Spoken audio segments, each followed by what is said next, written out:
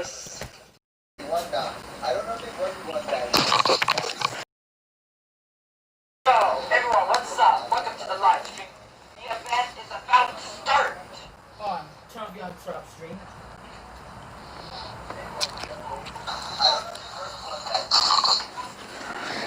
On Champion Trap Stream. This is gonna be a Fortnite event, so make sure you watch it. Well, I'm gonna change the title, guys. Yo, what up, Tunezilla 200? This is gonna be a Fortnite event, so make sure you watch it. Hold on, I'm gonna change the title, guys. Yo, what up, Tunezilla 200? This is gonna be a Fortnite event, so make sure you watch it.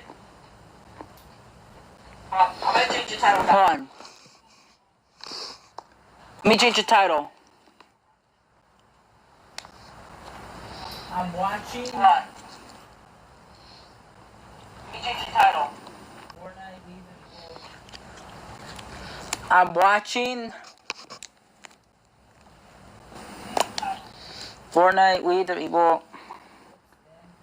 I'm watching Fortnite with the people. Whoops, then a vote. We'll have a couple minutes. Whoops, then a vote. Shout out to a couple minutes. Thanks for popping to the stream. Okay, timer is on. So shout out to you, Tunezilla 200. Thanks for popping to the stream. Okay, timer is on.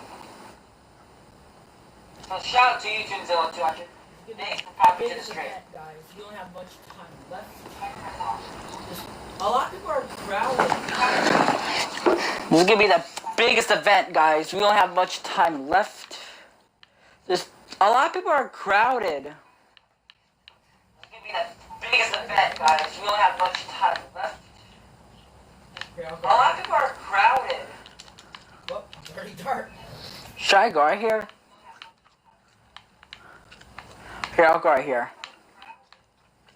Whoop, dirty dart. Hollywood, what's up? Oh, dirty dart. Hollywood, what's up? Shout out to you, Holly. Thank you. Oh, event started. Hollywood, what's up? They mad, they high. They give them the bad, just got it and having some hard. Okay, look now, look how they running. They beating white people down just to show us what's coming. Or to show us we nothing. Or to show us we only rock when we're singing or balling. Shut up and dribble.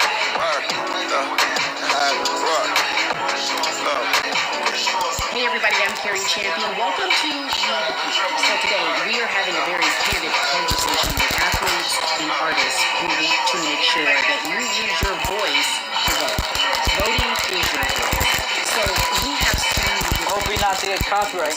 It's really truly unprecedented time. So I'm looking forward to these conversations. I think I'll be back, educated as well as entertained, but most importantly informed. We have morethanavote.org, whenweallvote.org, and fairfight.com. Those resources are imperative as we try to change our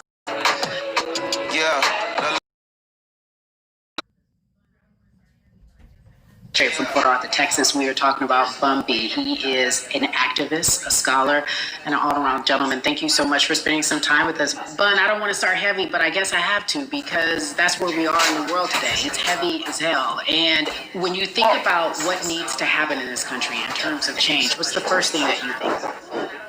Equality. That's pretty much the first thing that comes to mind, right? Black people need to be seen as equals in this world. You know, we had to fight just to be recognized as a full citizen in this country and not 3/5. The world is now seeing what we've known for so long in the culture and in the community. The one way that we can fight is obviously voting. Talk to me about what voting means to you. I hear people all the time talking about one vote doesn't matter and that voting doesn't make a difference. If that's true, why do they work so hard to suppress the black vote? Because they understand the power of the vote. And so it's time that black people collectively also understand the power of their vote. And not just on a national level, because a lot of times we only have this conversation every 4 years. People need to be very much involved in their local politics. They need to understand who their elected officials are, where they stand on issues that affect you, and you need to use your vote to either support the ones that care about you and your condition, or to elect people who do. A newer initiative that we're dealing with is educating felons, right? So in the state of Texas, if you're a felon, right, if you've been to jail or to prison, but you're no longer on probation or parole, you have the right to register to vote. Another thing that was just brought to my attention, there's an initiative called Orange, which is happening not just in Houston, but all over the country. If you're in jail currently during pretrial, but you have not been convicted, like you're still in jail waiting for your day in court, you are still eligible to vote. And you said something so key. They work so hard to hope that we stay uninformed, but more importantly, to suppress the Black vote. If you could do one thing with this message that we're trying to send today about how important voting is, what type of images would you like our people to understand and see when they go to these polls and vote, or when they cast their ballots? I think the images that we've all seen, you know what I'm saying, for decades in this country, if not centuries in this country, we've seen Black people oppressed. We've seen Black people attacked. So every time you look back and you see those old black and white images of people of color being attacked by dogs and people of color being sprayed with hoses, that's what they were fighting for. Back then, they were just fighting for a chance to vote. People like Martin Luther King Jr., people like Malcolm X, these people died to help us be in a position to have the power that we have now, which is to be able to cast a vote and make a decision about the people that have controls over our lives. So, I mean, if you in your own community need a reason to vote, look at a person like George Floyd. If the people in your city are not open to police reform, are not open to having the conversation about defunding the police, are not open to issues concerning economic equality, judicial equality, and racial equality, right? If they're scared to say Black Lives Matter, you have the power to put people in those positions who do believe that Black Lives Matter, who do believe in racial equality, economic equality, judicial equality, right? Who see us as human beings. And if the people in your community don't feel that way, vote them out. It's that simple. Just vote them out. We don't have enough time to sit around and hope that people change their minds. Yeah, Bumpy, you point out something so important. We have the power, and that is in our vote, and that is with our voice, and that's how we use our voice. I think of where we are right now. People say this is a particular moment, but it is a movement, not just a moment, it is a movement. Why, in your opinion, was it George Floyd's death? Why was that the chosen brutality for people to say, oh my God, Black people are still oppressed in this country, and it is not fair? I think it's twofold, Carrie. In so many different encounters between people of color and the police, there simply is no proof of what happened in the interaction. And so what happens is, in a court of law, it tends to lean towards the policeman's point of view, right? In this case, we saw very clearly what happened. I think the other thing is due to the fact that everyone was at home, basically, during this time period in relation to the coronavirus, you couldn't avoid it. Right? It was on every television station. It was on every social media platform. Everywhere you turn, you were constantly hit upside the head with this message. You see in the interaction that this man did nothing to deserve what happened. That's right. That's so well said, because if you think about it, in the grand scheme of things, it wasn't worth it, and he didn't have to lose his life. I think that you touched on something that a lot of people talk about, and that is now defunding the police. That has been such a huge conversation, but there's so many misconceptions around defunding and dismantling. If you will, educate the audience. All right, so most people, when they hear the term defund the police, they tend to think of, oh, they're going to take away our police department. Nothing could be further from the point. Defunding the police means that in certain communities, even in Houston, take for example, we had over $1 billion allocated to our police pepper spray, right? That kind of thing. That's only used against the people that fund this budget, right? So why would the people want to supply the police with the means to oppress them? If the police are concerned about the situations in certain communities with a higher crime rate, well, higher crime rates tend to happen in communities where there's not employment opportunities, right? There's not a lot of social services, and people are going to do what they need. They tend to be less of a strain on the government. They tend to have a lower crime rate, and because of that, we'll have less need for the police in those communities. You are passionate about so many different things in terms of making sure that we are holding our leaders accountable. Talk to me about some of the other projects that you're working on. Well, right now, obviously, being a part of More Than a Vote is essential. We're dealing with primaries in this country right now. And My we internet just cut want on to my educate iPad, people. guys. We Can't want to reach inform out. people because people are tired, they're angry, they're concerned, and they want information and they want action. And so we want to make sure that we give them the right information and lead them in the right direction. And we thank the people that do not look like us for standing with us right now, because it's very important that people who aren't black be involved, because if black people could have gotten rid of racism, we would have done it hundreds of years ago. And so I'm trying to use my voice and my platform just to let people know that if they feel like I do, there's a number of places they can go to enact change in their community. People need to know about how their city council runs. They need to know that they have the ability to speak when city council meets, to let them know that that's not the way that they feel their city needs to be run. Those are not the places that they feel the money of their community needs to be allocated. And Bubby, even a step further, they can run for office in their local community. They can run for positions. Like, people act like they leave it up to somebody else. If you're upset, it's not hard to get on the school board. It's not hard to be a part of the city council. It really isn't. And depending on how small your town is, you could be a mayor. It's the power is with the people, and we need to just know that that's happening. Absolutely. And it's always been with the people. You know, if you look at Trayvon Martin's mother, Sabrina Fulton, right? She felt that there was a system of racism and a system of oppression that led to her son's death. And so what did she do? She ran for city council and she was elected to city council. Our own former president, 44, Barack Obama, right, started in the community as an activist, ran for an elected position, became senator, ran for another elected position and became president of the United States. So don't think that you can't make a difference. You know what I'm saying? You don't need a lot of money. You don't need a lot of power. Your voice is enough to make a difference. Amen. I feel like I need to go out and run for something. You gave me a rousing speech there, sir. I'd be remiss if I didn't ask you this. When I talk to my brothers, I have to ask you, as a black man, how are you doing? Are you okay? I'm good. I have a very strong relationship with God, so prayer definitely works for me. I have children and grandchildren who are watching me, who are encouraged by what I do, and they're proud of me right now, you know, and that's really what matters, you know.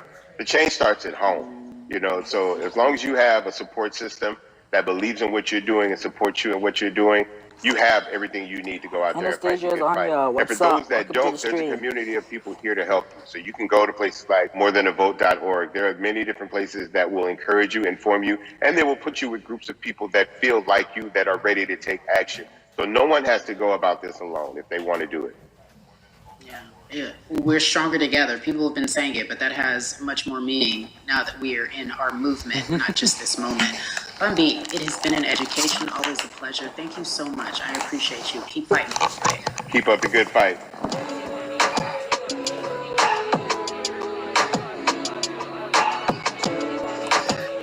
Yeah, la. So our next guest, I have to admit, I'm a fan, but there are so many different people that we could talk to, and I thought it was so imperative that we speak with her. You know her as Molly on the huge, successful show Insecure, HBO's Insecure. She also has a comedy special highlighting her Nigerian roots, and she's an amazing podcaster. Let's welcome in Yvonne Orji, everyone. You have such a beautiful way of making things funny, giving us the humor and the healing. You bring all of that to your space. And right now, as you look across this country and how everyone is so broken and so upset, if it's not social injustice, it's the pandemic, it's depression, it's employment, the list goes on and on. How are you doing, quite frankly? I'll be back.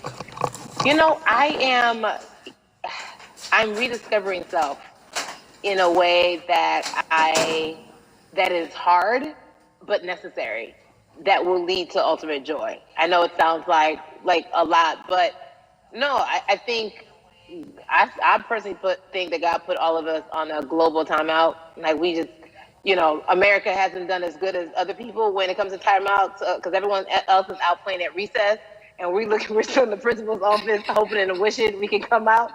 But I think that if we settle into the timeout and really learn the lesson that we're supposed to learn from this season, I think we'll emerge better. We'll learn how to play well with others in more ways than one.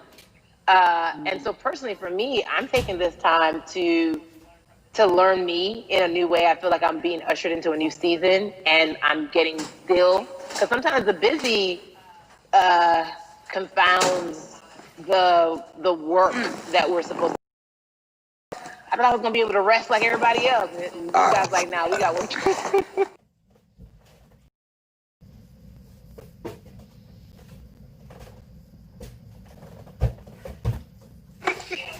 You know what? And What about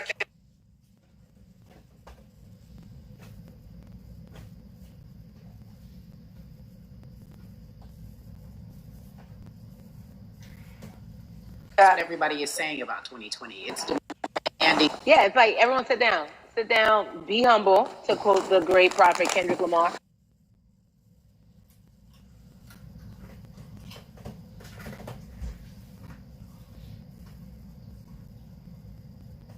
All eyes on us, right? There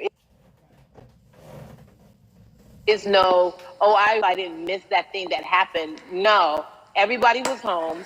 Everybody, was watching when George Floyd died, and everybody, no one could hide it. Everyone was watching when Amy Cooper called the cops. Like, this is a time where it's like, oh, we can't pretend it away. We can't excuse it away. No, no, no, no. It's a global timeout. Sit down, watch, and let's learn.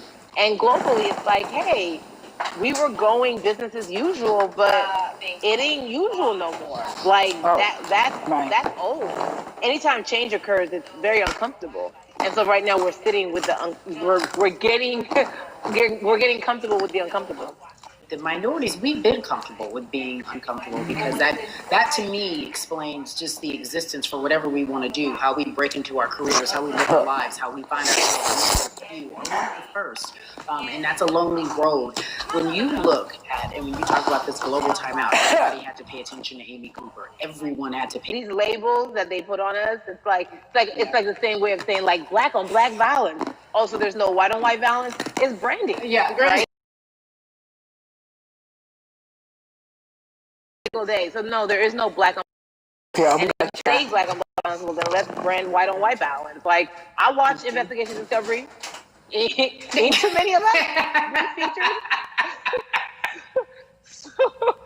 so I just even like, but to answer your question, what does that do? I think what everyone expected is what has happened in the past when the world was still open, right? In that, okay, you had everyone.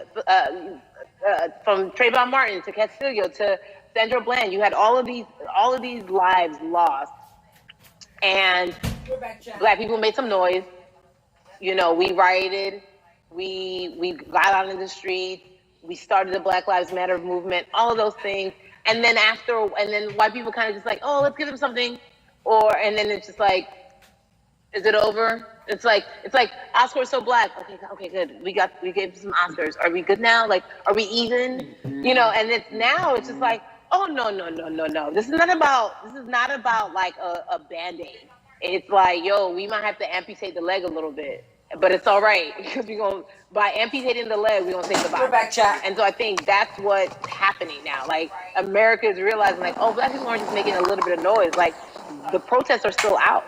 The conversation is still being had. The change is still being demanded. And I think they're seeing, oh, this is not going no way. And no, it's not, because we need systematic change. What a beautiful way to explore what is happening and describe our country. We might have to amputate the leg, but that's to save the body. That's what's happening right now. That's beautiful, Yvonne. And to that end, I have to ask you this, because the way that we do that, we use our voice. And our voice right now in this world, in this country, is our vote. And everyone talks about voting and how important it is, but I feel like more than ever we understand that it's not just about voting for the man in office. It's about your local elections. It's about the mayor. It is about the district attorney, the people who have the power to bring charges against police if police brutality is an issue in your community. If you care about your school district, you can run for the school board. I ask this of you, right? Your parents are from Nigeria. You are Nigerian. You talk about that very lovingly. What does voting mean for you? I think voting is power. I remember, I became a naturalized citizen back in the 90s when, because I was still a minor, my mom naturalized, and so we were able to do it under her. And just even that power of like, we are American citizens and all the access that we have by being citizens, one of those accesses and those access to power being voting, it's a big deal. It's a big deal because not only do we have the opportunity to be in this country, but now we can be of the country. We can be of the system. We can be of the rules. We can be of what it actually affords. But I think going back to your earlier comment about just the setup of systems. I think we are done a disservice either at schools or whatever it is, and I'm not putting teachers on blast. I think teachers do a phenomenal job, but for some reason, we do not, and give them all the raises. I know too many parents who are like, this child of mine, I do love them, but hey, who? Oh my God. Where can I drop them off? And I do think that there's a disservice done because, again, when we talk about them, to your point, we talk about every 4 years. It's important to vote for the presidency. We don't realize, like, oh, snap, we actually can vote about, like, how much our libraries get. It's like small things like that, but they make a big difference. When you think of voter suppression in this country, what does it look like that? It's the system. When we talk about, oh my gosh, this guy's inviting me. Talk about systematic racism, right? It's all the systems that's set up, and we've normalized. Okay, maybe your job will give you a half day, or maybe you'll be able to get this luxury. It shouldn't be a luxury. It should be built into the system. It should be built into the fabric of how we vote. But maybe you'll be able to get this luxury in order to enable you to go vote. Think about everything disenfranchised, marginalized Black person has to endure in a day. So in a day, you need to get to work. If something happens to your car, if something happens to your child care, if something happens to, there's so many factors along the way that can send you into a tailspin as an American. And then you add on as a person of color. Yep. If you're just trying to get to vote and you already have to go through all of these hurdles and hoops in your everyday life, imagine the one day when your voice really is supposed to matter the most in this country, but then you also see, like, what's the point? How do we keep hope though?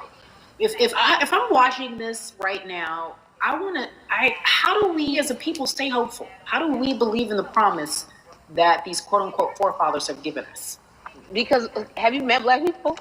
Oh my gosh, like hope is in God. DNA. Like you said, like if we haven't been broken now through be it through slavery, through capitalism, give it to me, colonization, through segregation, through I mean, listen, the history of Black people in this country is at one point we were 3/5 people. Mm-hmm. That was a written law. And look at us now. We are whole. We are Black girl magic. We are Black boy joy. We are, you know what I'm saying? What I think about in terms of giving us hope, right? We're Dang making it, a I'm lot gonna charge my iPad, chat. So we're making a lot of my iPad charge. Because they're like, dang, we put all these obstacles in their way, and these jokers are resilient. But that should give us hope. That should give us hope that, like, we can't stop, won't stop. I mean, I went to the school of Diddy. You know what I'm saying? Hashtag, Harlem shaking it right now. Can't stop, won't stop. And I think that's our motto. We can't stop voting and we won't stop voting. We can't stop marching and we won't stop marching. We can't stop thriving and we won't stop thriving. To that end, because you led me directly there, I've been asking everyone who's appeared on this platform, what does activism look like? And I feel like back in the day, we had an idea. Yes, it is marching. Yes, it is protesting. Yes, it is speaking out against things that we feel are not right or unjust. But talk to me about what activism looks like for Yvonne Orji. Listen, activism, I think the beauty of activism is that it has many faces, right? You're going to have the people on the front lines. Like, you know what?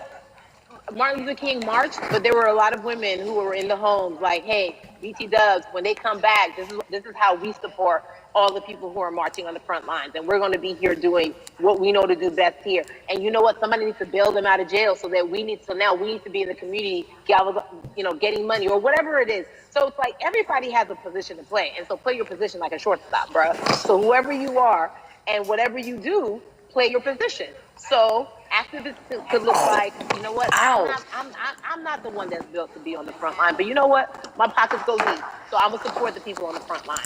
I'm a comedian.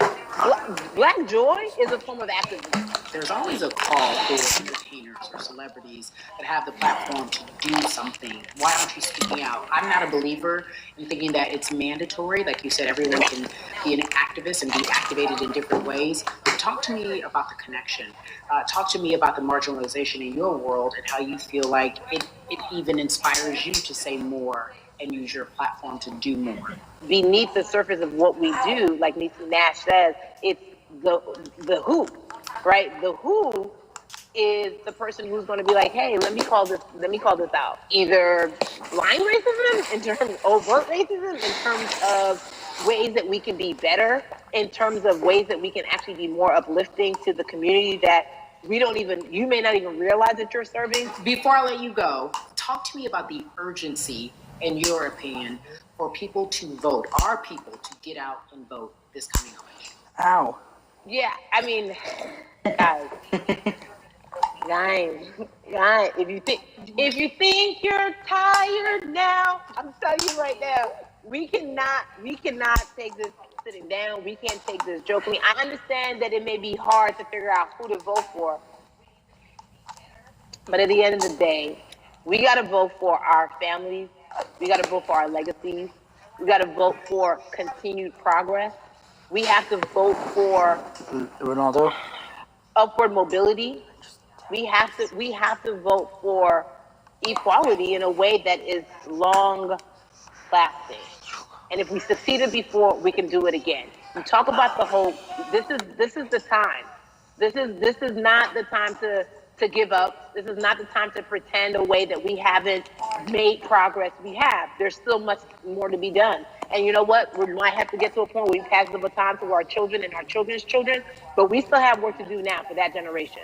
Von Orgy, you are everything. You are Molly, but you are not Molly, but I love you so much as Molly on HBO's Insecure. You are an amazing podcaster, Jesus and Joel. Shout out to Lovey. And then we also have movies. Like you at the world, you're a model, a cover model. Also, wait, don't let me forget your hugely successful stand-up comedy special on HBO. Girl, you're doing it all. And I am so grateful. You're truly the dream, not just the American dream. You're the black girl, brown girl, do it all dream. The black girl, brown dream, everything. You're a beautiful, beautiful soul. Hydrostatic really is J.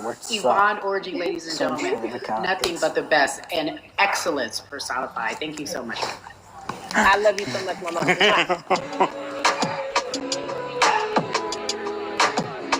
We have this guy next. Yeah, la. So Atlanta has been one of the hotbeds in terms of political unrest and social injustice. We've seen so much happen in that city, and we've also seen so much come from that city, including one of our very own founding fathers of the civil rights movement, and that's Martin Luther King Jr. But right now, we want to welcome in someone who has used his platform to talk about voting, to talk about racial injustice, and how he's trying to help. Atlanta's very own Russ joins us now.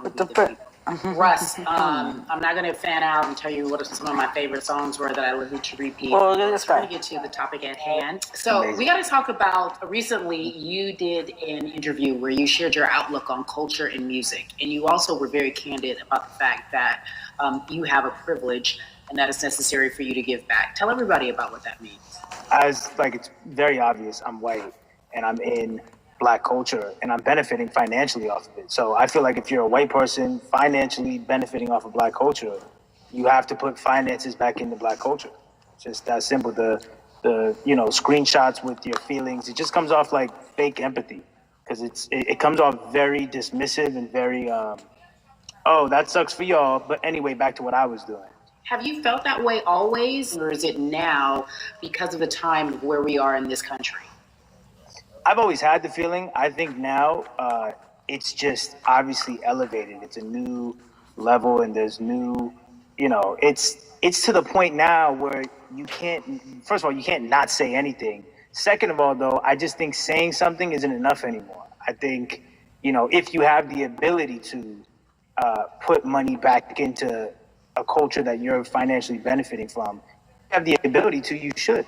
It's interesting that you talk about it in that way because some people do believe that silence is the best way to go because it's hard to talk race, especially if you're white and you're in the Black culture. People just feel as if they can't talk about it. They feel awkward. They feel as if they don't have the privilege or the voice or the words.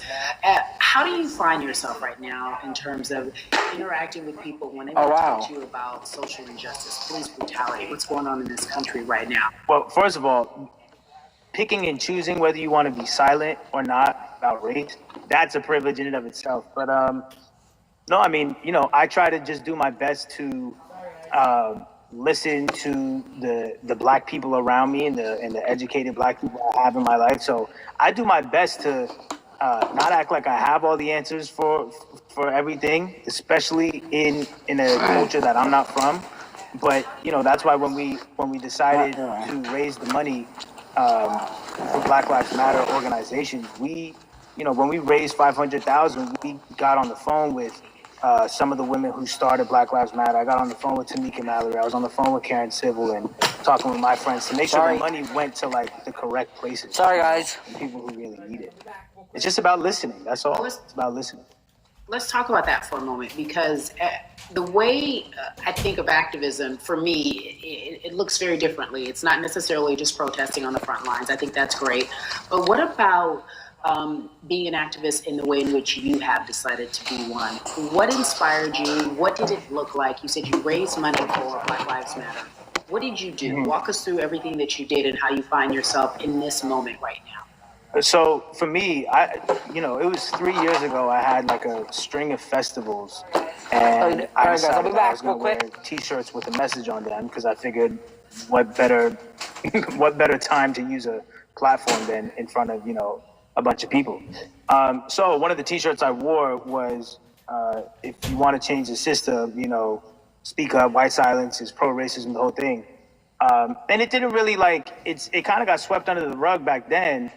But when all this stuff started happening again, and it's been happening, the police brutality against innocent black people, I was like, man, I'm not the biggest artist in the world, and I certainly don't have the most white fans in the world, but I got a good amount of people that I can definitely mobilize and turn into some money, and I know they're down for the cause because it's merch, it's a good thing, and I've always been outspoken anyway, and so how am I going to be in black culture and not be outspoken about racism? And then I got to ask you this, because you grew up in Atlanta, so that gives you a heads up, depending for so many people, because you're in the crux of that beautiful black city where there are so many wonderful black leaders, home of so much great music and things that speak to our culture right now. And we are really, really getting our word out, especially with this platform today, and saying that we must use our voice to vote. Talk to me about what the importance of voting for you in this upcoming election.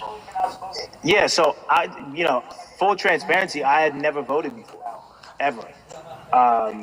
And because, I was one of those people who was like, my vote doesn't matter. And, I don't know, maybe it's because I was younger, maybe it's because I really thought that, or I don't know, but I just think that it's got to, now this is a bit of a privilege to say it's got to a breaking point for me, because obviously it's been past the breaking point for black people. But I think that as a whole, the young people need to get out and vote, because we're the ones that never show up.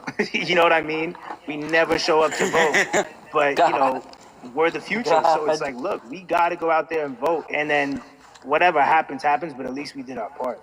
You got to do your part. You're very candid in saying that you just decided to vote. And I think there's a beautiful irony in the fact that you have your fans saying, because of you, I'm voting. Right. And there's something beautiful about that. But I want to know why now for you. Why in this moment is it important for you to vote? And what hit your spirit to say, yes, this is the time to do it? Honestly, because I think that George Floyd really woke up a lot of people who, including myself, who I was vocal and outspoken about racism. I put it in my lyrics. I put it on T-shirts. I would talk about it in interviews. I was vocal about it. But that video in that moment, I think me along with a lot of other people just kind of was like, all right, words are simply not enough anymore. We got to do something, whether it's raising money, whether it's voting, or all the above. We got to do something, and I'm ashamed that it took that for me to be like, I need to raise money and I need to vote. It's a shame, and I don't know. What's this timer for? I guess it snapped a bunch of people out of it, and even if you were vocal and whatnot, it's time to actually put your money where your mouth is. It's time to go vote. It's time to just stop talking about it and be about it. And it's been time for that, but like I said, I'm ashamed that it took me this long to actually really, really be about it. But I'm here now. So, Russ, we all know that this is going to be your first time voting. Tell me what that Yeah. experience is going to be like for you in terms of what you're excited about. I think you know what it's gonna do for me. It's gonna let me know that I'm contributing to something bigger than myself, and I'm actually putting my money where my mouth is, and I'm being about it. Because, you know, for so long, and I know I'm not alone with this, but you know, standing on the outside and just screaming about this and that, and this should change, and it's like, all right, but did you vote? You know, and so I'm, you know, I know it's gonna feel good to know that I played a small role, you know, and that's the problem. I think the mentality of like, Oh no. my vote doesn't matter needs to be changed to my vote, albeit small, does matter. It's a role I'm playing, and if I play my part and you play your part and he and she plays their part, then we make a difference. But you know, it'll feel. I have a feeling it's gonna it's gonna feel very, very bigger than me. I mean, I think when you realize that giving actually feels better than receiving, that's when you start wanting to do your part and contribute. So, voting is an easy way to give. Oh no, what happened? What happened? I hope it's still, it's probably gonna let me still. What happened? Oh no, it kicked me from the party, from the event. What?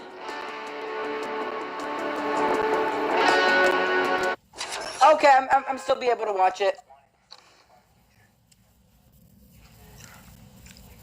Oh no, I was kicked from the party. So I'm still gonna watch the rest of the event. Oh no, I kicked from the event. Okay. What? What? Was? I think it's like a glitch where people maybe tapping to other people too. Epic game for me. I think I know what's causing it. Maybe it's too many people. Okay, it's the event still on, so I can go. Oh no, I was kicked from the party.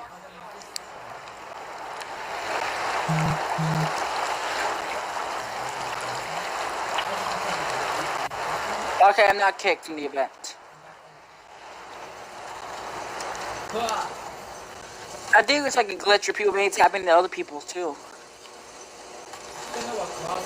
Epic game for me? I think I know what's causing it. Maybe there's too many people. Okay, it's the event still on, so I can go. Oh, the event, I could use this zipline. Alright, how do you use the bathroom? I'll just pretend I went to use the bathroom. I'm back from... Why that's important for you right now. Ha! For me personally, it's important to be a part of that because I have to go know what causes this. baseball and my craft as an excuse to not get more involved in voting. But I can't any longer use baseball and work as an excuse not to get educated and not also Oh, we have this guy show now. people like at any moment in time, any walk of life, we can make a difference. So, tell me in your words, what does activism look like for you? In my words, it looks Chat, like I'll be back. LeBron James, I'm gonna go the check biggest on dinner. athlete right now, speaking up and breaking the ice for everyone. And I think for the first time, people see and hear from us. So now we have white teammates, we have other people speaking up and realizing, okay, like this is how we go about doing this. And to me right now, social media, athletes speaking up, entertainers speaking up, like we're trying to do with more than a vote. You said something I thought was so key because covering sports for so long, I know that it's tough for Black players specifically in Major League Baseball to talk about how they feel. Adam Jones did it in a very eloquent way early on, but there are very few that are vocal. You said you all were afraid. Why use that word and why were you afraid? You was afraid because in 2019, there were 68 of us total. And there are 38 teams. There's 25-man roster on each team. There's a 40-man roster, which is on each team as well. And there aren't many of us. So we're outnumbered in that sense, but not always in a negative way when it comes to our teammates and our clubhouses. But to get to this point, you have to move a certain way. You got to be careful what you say. You can't ruffle feathers. You can't come off in any way. Much like other Black entertainers, much like yourself, probably having to live through life.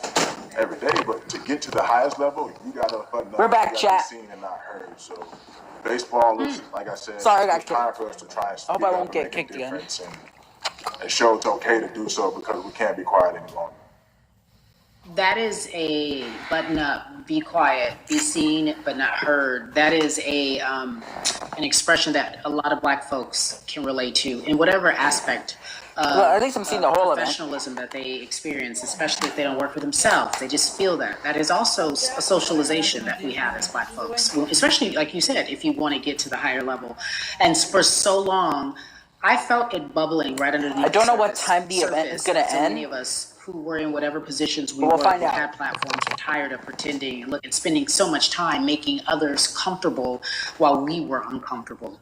Do you feel that this is the type of movement that is sustainable, or is it just for a time? Whoa, No, it takes everyone joining in on the conversation. Chat, I'll be back. I gotta put my dishes away. There is little things as possible to distract from bigger issues. And we saw on draft day, we saw our president, Theo Epstein, holding up the sign saying Black Lives Matter and wanting to include the rest of MLB in that. But now we're having those conversations as well. So I definitely think this is sustainable, and it's not always just going to be the popular thing to do. You know, this is something that people want to get right because they know we care.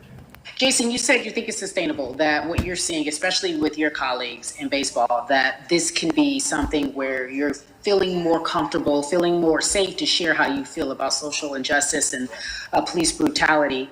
What are you doing right now in this moment with your platform to help change how we look at voting and how to educate the culture and the community about voting? Well, first, what I'm doing, Carrie, is joining up with More Than a Vote and joining up with other athletes and entertainers to get that message out and use our platform in that sense as a group. And try to create a brand with this to make it something that's not just about the election coming, make sure that it's about people getting educated for years to come and figure out where to vote and how to vote. We've got people in different areas that cover different demographics and influence different areas of people. And as a baseball player, as a Black baseball player, I feel like now, like we talked about, is finally the time to show people that you can use your voice in this profession. You don't have to be afraid. And to me, that can help a kid growing up. He can see me, he can see other guys that were in the video we posted saying, hey, this is what they're standing for. They're speaking up for these things, and it's okay to want to play baseball. It's not lame. It's not something I have to be as afraid of as I was before. So I feel like that's my role in this. I have a younger brother as well. He's 24. He also plays baseball. So I've got to lead by example. I can't just always come up with a good answer that sounds good on TV. When I get asked a question on, what do we need to do to make changes? I'm joining up here to make sure that I take action and educate myself. For one, so many people, I feel like in Atlanta, they're on the move. Well, when you want to try to make a vote and try to cast your vote, you have to do it by mail. You have to sign up for the absentee ballot. Then you have to get another ballot in return. They have to send it back to you. Well, for me personally, they didn't send that back until it was too late. Right? We didn't get it in the mail to the address that's an Atlanta address at my parents' house. We didn't get that in the mail until it was too late. And then from other friends and family that are still in Georgia right now, I just hear about them being held in lines too long and trying to get off work. And we know how it is for any family, but let alone a Black family in the city or in the suburbs trying to take care of their family and trying to provide for them. You try to get off work, and then you're like, wait a minute, you start looking at the clock. It's like, oh, this is not going to happen today, right? And so I saw, Mayor Keisha Bottoms, reach out via social media to people and say, hey, I'm going to address these issues right now. I need y'all to stay in line and cast your votes. Keep hanging in there. So to me in Georgia, that's what that looks like. Well, it's interesting that you even bring that up because there have been all these images specifically from Georgia, because that's such a battleground, where you see people, especially when it came to the primaries, doing whatever it takes. And this is real life voter suppression that you're talking about. It's been happening for decades. It's not fake. What you're saying, these examples of sending you your ballot too late after the fact or at 6 o'clock while people still are in line, that's a real life issue. There needs to be some type of change. And I think that what we're doing right now is fair. But the idea of voter suppression, do you think that is well known, especially with folks, within the generation, your generation? I think it's known in our communities right? I don't think it's spoke on enough. I don't think there's been enough light drawn to it. Bring it to light. Let people hear about it. Let people learn about what that looks like, and get more people to say, okay, look, like this is going to happen. We have to expect this, and we can no longer make the excuse. You know, we can't say they didn't warn us. Jason, everybody knows, or it feels as if everyone knows, that the time is now. America's paying attention to us. We have their eyes. We have their ears. If you look toward the future, what are you most excited about in terms of seeing a change? I'm excited about how fast the word is traveling. You know, the word is being spread right now. The biggest athletes, the biggest icons, biggest entertainers are doing their part. But I'm also seeing people out there on the streets doing their part. You know, when so many things got lost, could have easily got in the commotion when it came to protests, and you saw rioting, you saw looting. People still stood their ground. People still went out there and said, look, we're doing this for the right reasons. We're going to come together. We're going to use drones, we're going to use social medias. I feel like this is a new wave of getting things done the right way and just spreading the message. Oh, look, a fish stick. You're right about that. And you're right. People are spreading the word unapologetically. We out here. We doubling down. Thank you so much. I appreciate you. Right.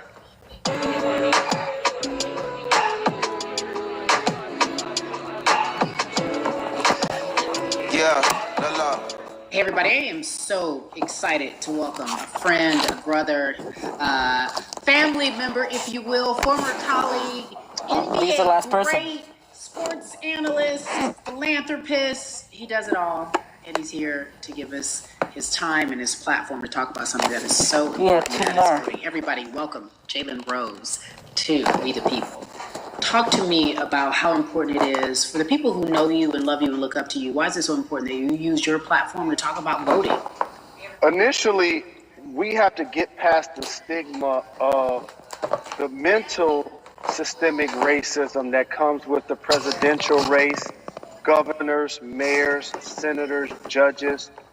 We've been conditioned to believe that our vote does not matter. So usually when we looked up at all of those races and people that were running, not only did they not look like us, we didn't believe they were there to represent our best interests. So therefore, as a collective, we didn't mobilize until Barack Obama, and we felt a sense of hope that finally our country is going to do something that we felt would never happen in our lifetime. And I remember being at the inauguration in 2008. I made sure I was there. And we voted in 2016. In 2016, huh? We didn't vote. And so many people try to make this political. This is not political. Me telling somebody to vote is like telling somebody to pay taxes. So that's one, getting over the stigma of nobody is going to represent our best interest. And then number two, the reality is that the person that gets the most votes doesn't necessarily win the presidency. That's uncomfortable right there, because that's actually what took place in 2016. The Electoral College chose the president. And if you put all of their pictures up, I'm pretty sure they look a lot more like each other than they look like you and I. How about that? And then the third thing, especially in urban environments, oh man, they create barriers for us, Kerry. It's like you got to jump over the fence, you got to run past the dog, you got to jump on the hood of the car. The lines is 5 hours long. You get up to the polling, they don't work. Elderly people working in the city, while they got the young people who understand technology working in the suburbs. Like, these are all systematic things that try to discourage us from voting. And then finally, we don't have a day off to vote. We need to work. So we don't get a day off. It's gonna be a full day, and I gotta work to pay my bill. So you know what I'm gonna do? I'm gonna mail in vote. And you know what you want people to realize, that counts too. So your vote will be counted if you're able to mail it in. So those are a few things that I hope that we can do. And shout to LeBron and his team. Shout to you and everybody involved. We will make a difference. Well, let's talk about more than a vote. There is a Black collective of athletes, of artists coming together and saying voter suppression is a real deal, especially in the Black community. When you just talked about, I got to work, so I can't go vote. And then when we do get in the booth, just in case we don't have to work, do we know who we're voting for? Not only do we have to vote, we got to be educated. And it's not always even about the man who's in office or the woman who's in office for president. It's about your local elections. It's about the people who are your DAs, your state DAs, like the people who actually make change in your community, who will change police brutality, who will make sure that your community is taken care of, who will defund police and hope that they can help you in stopping police brutality. So talk to me about why you decided to be a part of More Than a Vote and what it actually means. Well, it means a lot to be involved with such an impressive collective as you mentioned. And I said this multiple times, and I know it can be uncomfortable when I say it, but a lot of times we have to get to the root of the issue before we find a solution. And the quote was, I wish America loved Black people as much as it loves Black culture. And this collective, by the way, represents in a lot of ways what's encouraging, but also sometimes disappointing about our role as Black people in America. Because we were brought here as labor and to entertain. And we use those vehicles to get paid and move to the suburbs and be the idols of white kids.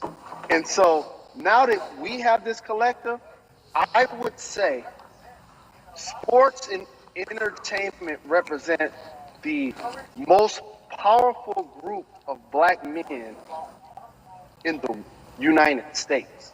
I'm talking about money, power, celebrity, the ability to mobilize, community involvement, their leadership, their intellect.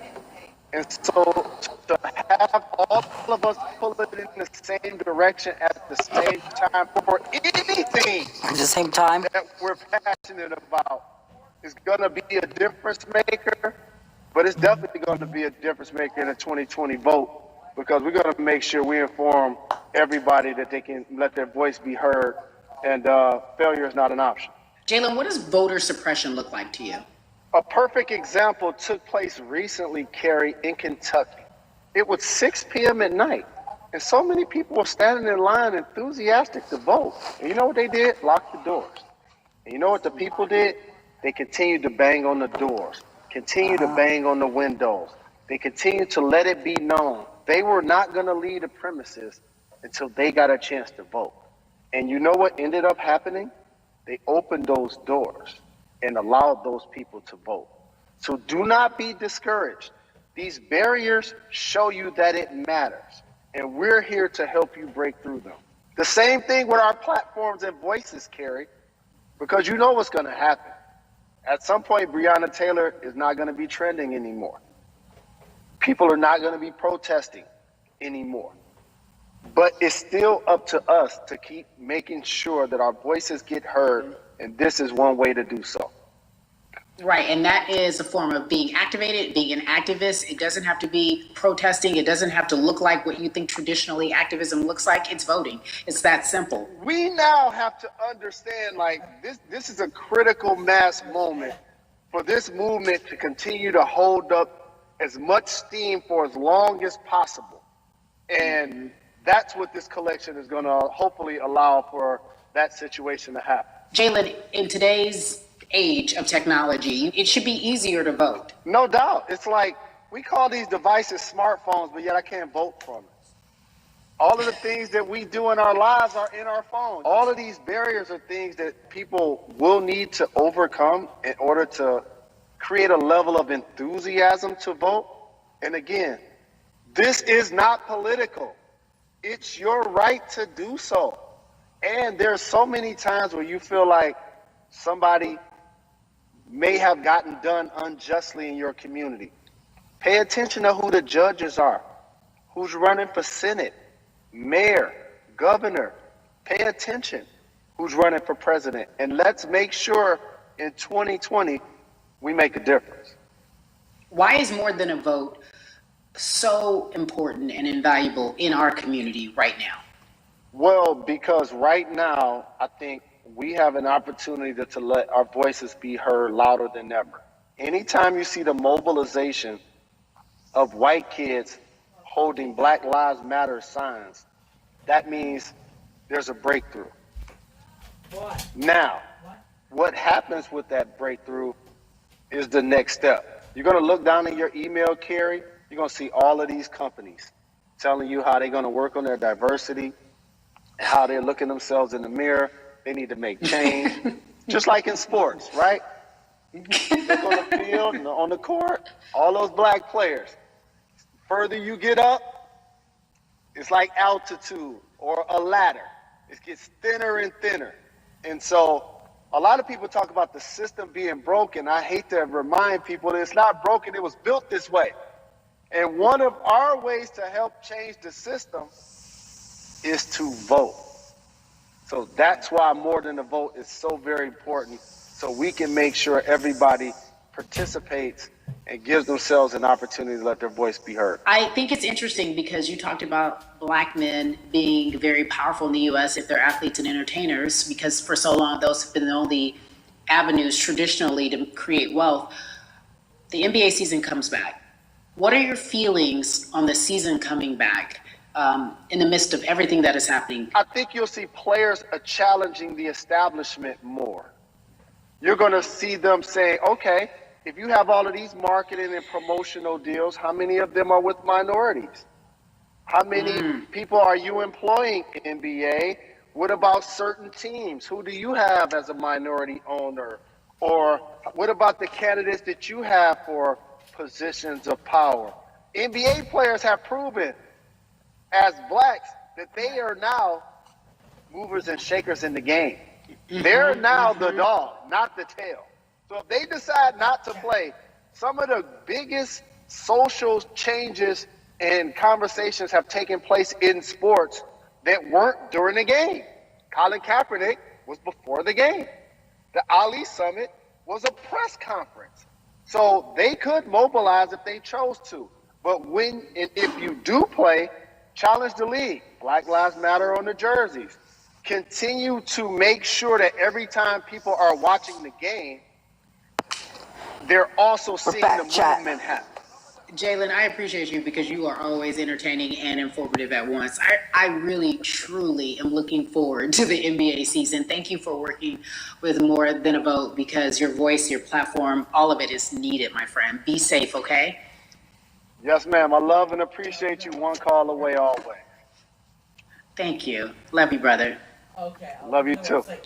Every conversation that we had today, I hope was helpful for you. I am so grateful to everyone who came on with me to talk about what's going on in our culture and how we need to change. Huge shout out to Jalen Rose, Bun B, Jason Hayward, Yvonne Orgy, and Russ. Their words were inspiring, but also important and invaluable. I hope your phone is full with all the information that we've been able to place in front of you. Again, you need to check out these resources because they are so important because we want you to vote. That is your voice. I'll look at the it is website important. later. We, the people, want you to vote. So go to morethanavote.org, fairfight.com, and when we all vote.org. Again, thank you so much for joining us and paying attention because this message, again, is invaluable. I'm Carrie Champion for We the People.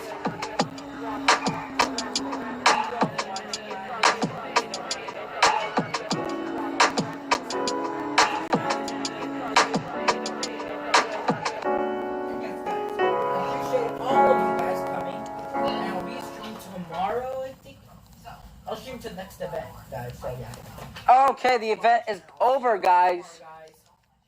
Yes, guys. Okay, guys. So I'm gonna end the stream here. So that was a wonderful event. So thank you all for watching, guys. Make sure to like, subscribe, turn notifications, follow me on Twitch and Discord, subscribe to all my friends' channels. And yes, guys, I appreciate all of you guys coming. And I'll be streaming tomorrow, I think. I'll stream to the next event, guys. So, yeah. Thank you all for watching, and I'll see you all tomorrow, guys.